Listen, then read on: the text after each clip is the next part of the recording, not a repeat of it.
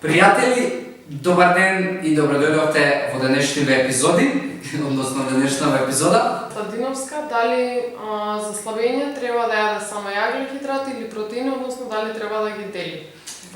Да, тоа е многу често прашање кое што и јас сум го слушнал и кое што знаат да ми го постават луѓе, затоа што многу често ако некој сака да почне да слабее, луѓето знаат да се фатат за тој момент дека не смее да се мешаат јаглен-хидрати со протеини и од типот дали смеам за ручек ме прашуваат да јадам ориз со месо или ориз со риба или компир со месо и компир со риба. Јас ќе ви кажам дека тоа е прво огромна глупост од причина што никаде во природата вие не наоѓате производ и продукт кој што природата го поделила на само еднонутритивен, односно еве ако зборуваме за макронутриенти, за еднонутритивен состав.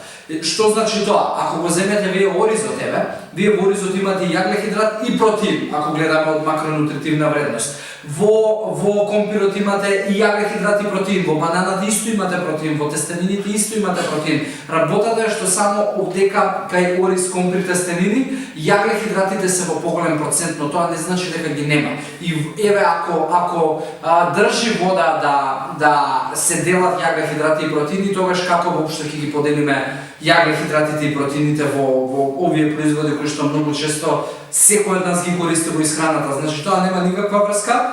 Така да мешањето на јаглен-хидрати и протеини е секако возможно, е секако дозволено, самата природа го направила тоа да биде така и така да за слабење не се работи дали ти ќе измешаш одредени нутриенти, туку се работи за да ги доставиш во доволни количини. Дебелењето е проблем на други работи, односно на или премногу калории неквалитетни, или па премалку калории, она што луѓето се трудат да го направат во диетите и секогаш да слабењето го поврзуваат со тоа колку помалку изедам, толку подобро и повеќе ќе ослабам. Така да тоа е многу погрешна стратегија и нема никаква врска.